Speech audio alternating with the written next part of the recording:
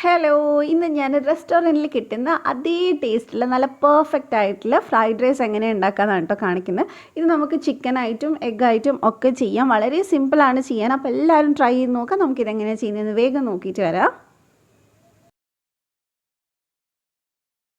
അപ്പോൾ ഇത് ഉണ്ടാക്കാനായിട്ട് ആദ്യം തന്നെ നമുക്ക് ബസ്മതി അരിയാണ് വേണ്ടത്. ഞാനിവിടെ 1 കപ്പ് ബസ്മതി അരി എടുത്തിട്ടുണ്ട് കേട്ടോ. നല്ല നീളമുള്ള അരി ഉണ്ടല്ലോ, അതെടുക്കാൻ നോക്കുക.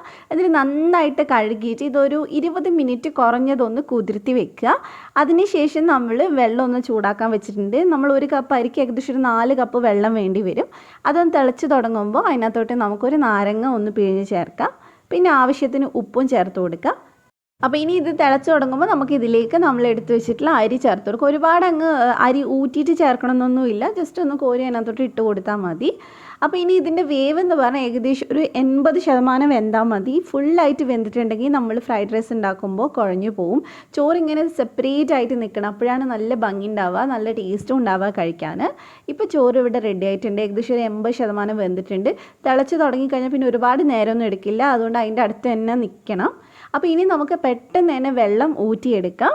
അതിനുശേഷം നമ്മൾ അതൊരു പ്ലേറ്റിലേക്ക് ഒന്ന് മാറ്റുക. നന്നായിട്ട് വെള്ളം പോയതിന് ശേഷം ഒരു പ്ലേറ്റിലേക്ക് മാറ്റിയിട്ട് ഫാനിൻ്റെ ചോട്ടിൽ വെക്കുക. എന്നിട്ടൊന്ന് ജസ്റ്റ് ഒന്ന് ഇടയ്ക്കൊന്ന് ഇളക്കി കൊടുക്കുക. ചോറ് നന്നായിട്ട് തണുക്കണം, അതിന് വേണ്ടിയിട്ടാണ്. അപ്പോൾ ചോറ് നന്നായിട്ട് തണുത്തതിന് ശേഷം നമുക്കിത് ചെയ്ത് തുടങ്ങാം. ഞാനിവിടെ ഒരു 2.5 ടീസ്പൂൺ അല്ലെങ്കിൽ ഒരു 3 ടീസ്പൂൺ ഓയിൽ എടുത്തിട്ടുണ്ട്. സൺഫ്ലവർ ഓയിലാണ് എടുത്തിട്ടുള്ളത്. അത് ചൂടാകുമ്പോൾ നമുക്ക് ഒരു തണ്ട് സെലറി കൊത്തി അരിഞ്ഞത് ചേർത്ത് കൊടുക്കുക. നല്ല ചെറുതാക്കി അരിഞ്ഞത് വേണം ചേർക്കാനായിട്ട്. സെലറി ആ എണ്ണയിൽ കിടന്ന് ഇങ്ങനെ മൂത്ത് വരുന്ന സമയത്ത് നല്ലൊരു സ്മെല്ല് ഉണ്ടാവും. അപ്പോൾ നന്നായിട്ട് നമുക്കിതൊന്ന് മൂപ്പിച്ചെടുക്കും. ഒരുപാട് കളറ് മാറുമൊന്നും വേണ്ട. എന്നിട്ട് നമുക്ക് ഇതിനകത്തോട്ട് 2 മുട്ടയാണ് കേട്ടോ ഞാൻ ചേർത്ത് കൊടുക്കാം. നിങ്ങൾ എഗ് ഫ്രൈഡ് റൈസാണ് ചെയ്യുന്നെങ്കിൽ 3 എഗ്ഗ് വരെ എടുക്കാം. അപ്പോൾ അത് നമുക്ക് ഫ്ലെയിം കൂട്ടിയിട്ട് തന്നെ പെട്ടെന്ന് ഇതൊന്ന് ഉടച്ചെടുക്കാം. ഒരുപാട് ചെറിയ പീസ് ആക്കേണ്ട മുട്ട, കുറച്ചൊന്ന് വലിയ പീസ് ആക്കിയിട്ട് എടുക്കുകയാണെങ്കിൽ അതാണ് ടേസ്റ്റ് ഉണ്ടാവുക. അപ്പോൾ ഇതിലേക്ക് കുറച്ച് ഉപ്പും കൂടി ഇട്ടിട്ടുണ്ട്. എന്നിട്ടൊന്ന് മിക്സ് ചെയ്തെടുക്കുക. ഞാൻ കുറച്ച് വലിയ പീസാക്കിയിട്ടാണ് എടുക്കുന്നത്, കണ്ടില്ലേ, ഇതേപോലെ എടുക്കും. എന്നിട്ടൊന്ന് ഒരുപാട് ഡ്രൈ ആക്കാൻ നിൽക്കരുത്. മുട്ട ചെറുതായിട്ടൊന്ന് അതൊന്ന് വെന്ത് വരുന്ന സമയത്ത് നമ്മൾ ഇതിനകത്തോട്ട് ബാക്കി ഇൻഗ്രീഡിയൻസ് ഒക്കെ ചേർത്ത് കൊടുക്കുകയാണ്. അപ്പോൾ നമ്മൾ എടുക്കുന്ന ഇൻഗ്രീഡിയൻസ് ഒക്കെ ചെറുതായിട്ട് അരിയാൻ നോക്കുക. നല്ലപോലെ കുഞ്ഞായിട്ട് അരിയുമ്പോൾ കഴിക്കുമ്പോൾ ഒരുപാട് അങ്ങ് കടിക്കില്ല. ഇനി നമ്മൾ ഇതിനകത്തോട്ട് ബീൻസ് കട്ട് ചെയ്താൽ ചേർക്കുന്നത്. ഏകദേശം ഒരു ചെറിയ ബീൻസ് 4 എണ്ണം എടുത്തിട്ടുണ്ടാവും. ഇപ്പോൾ സ്പൂൺ അളവാണെങ്കിൽ ഒരു 2 ടേബിൾ സ്പൂൺ ഉണ്ടാവും. അതുപോലെ തന്നെ ഒരു ചെറിയ ക്യാരറ്റ് എടുത്തിട്ടുണ്ട്. പിന്നെ അതുപോലെ തന്നെ ഒരു 2 table spoon cabbage, 1 table spoon capsicum, പിന്നെ അതുപോലെ തന്നെ ഏകദേശം 1 കപ്പിൻ്റെ അടുത്ത് ചിക്കൻ വേവിച്ചത് ചേർത്തിട്ടുണ്ട്. ചിക്കൻ ഉപ്പും അതുപോലെ തന്നെ കുരുമുളക് പൊടി ഇട്ടിട്ട് ചുമ്മാ വേവിച്ചെടുത്താണ് കേട്ടോ. ചെറിയ പീസായിട്ട്, ഒരുപാട് ചെറുതല്ല എന്നാലും ചെറിയ പീസായിട്ട് കട്ട് ചെയ്തെടുക്കുകയാണ് ചെയ്തിട്ടുള്ളത്.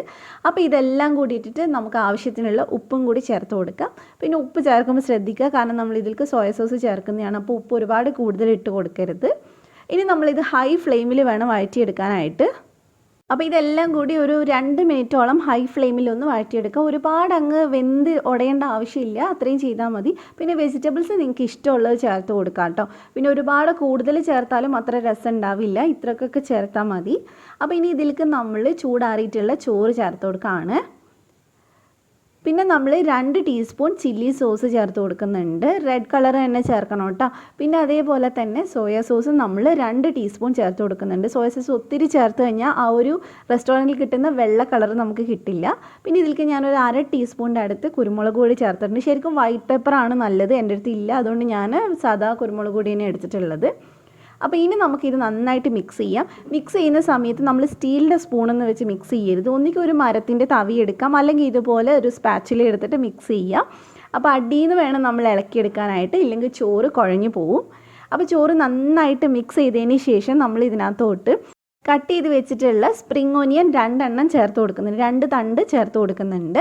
ഇനി ഇതെല്ലാം കൂടി ജസ്റ്റ് 1 മിനിറ്റ് ഹൈ ഫ്ലെയിമിൽ ഒന്ന് മിക്സ് ചെയ്തെടുത്താൽ മതി. പിന്നെ നമ്മൾ ഫ്രൈഡ് റൈസ് ഉണ്ടാക്കുമ്പോൾ ഇതൊരിക്കലും അടച്ച് വെച്ച് വേവിക്കരുത്. അതുപോലെ തന്നെ സെർവ് ചെയ്യുന്നതിന് മുമ്പ് നമ്മൾ അടച്ച് വെക്കരുത്. ഇതിങ്ങനെ തന്നെ എടുത്ത് ചൂടോടെ നമ്മൾ സെർവ് ചെയ്യണം. അപ്പോഴേ കറക്റ്റ് ആ ഒരു ടേസ്റ്റ് കിട്ടുള്ളൂ. കാരണം അടഞ്ഞിരിക്കുമ്പോൾ അതിൻ്റെ ടേസ്റ്റും സ്മെല്ലും ഒക്കെ മാറിപ്പോവും. ഇപ്പോൾ നമ്മുടെ ഫ്രൈഡ് റൈസ് ഇവിടെ റെഡി ആയിട്ടുണ്ട്. ഏകദേശം 1-2 മിനിറ്റ് നമ്മൾ വെജിറ്റബിൾസ് ചേർത്തതിന് ശേഷം ഒന്ന് നന്നായിട്ട് ഹൈ ഫ്ലെയിമിൽ മിക്സ് ചെയ്തെടുത്താൽ മതി. അപ്പോൾ വളരെ സിമ്പിളായിട്ടുള്ളൊരു റെസിപ്പിയാണ്, പക്ഷേ ഒരുപാട് പേർക്ക് ഇതൊരു ശരിയാവുന്നില്ല എന്ന് കേട്ടിട്ടുണ്ട്. അപ്പോൾ ഇതുപോലെ ഒന്ന് ട്രൈ ചെയ്ത് നോക്കുക, നിങ്ങൾക്ക് എന്തായാലും റെഡിയാവും. അപ്പോൾ വെജിറ്റബിൾസ് ആണെങ്കിലും ചിക്കൻ ആണെങ്കിലും ഒക്കെ ഞാൻ പറഞ്ഞിട്ടുള്ള ആ ഒരു ഓൾമോസ്റ്റ് ആ ഒരു അളവിൽ തന്നെ എടുക്കുക, അപ്പോഴാണ് കറക്റ്റ് ടേസ്റ്റ് നമുക്ക് കിട്ടുക. അപ്പോൾ നിങ്ങൾക്ക് വീഡിയോ ഇഷ്ടമായിട്ടുണ്ടെങ്കിൽ ചാനലൊന്ന് സബ്സ്ക്രൈബ് ചെയ്തേക്കണേ, തൊട്ടടുത്തുള്ള ബെല്ലും കൂടെ ഒന്ന് ക്ലിക്ക് ചെയ്യുക. അപ്പോൾ മറ്റൊരു വീഡിയോ ആയിട്ട് നമുക്ക് വീണ്ടും കാണാം ഇൻഷാ അല്ലാ. താങ്ക്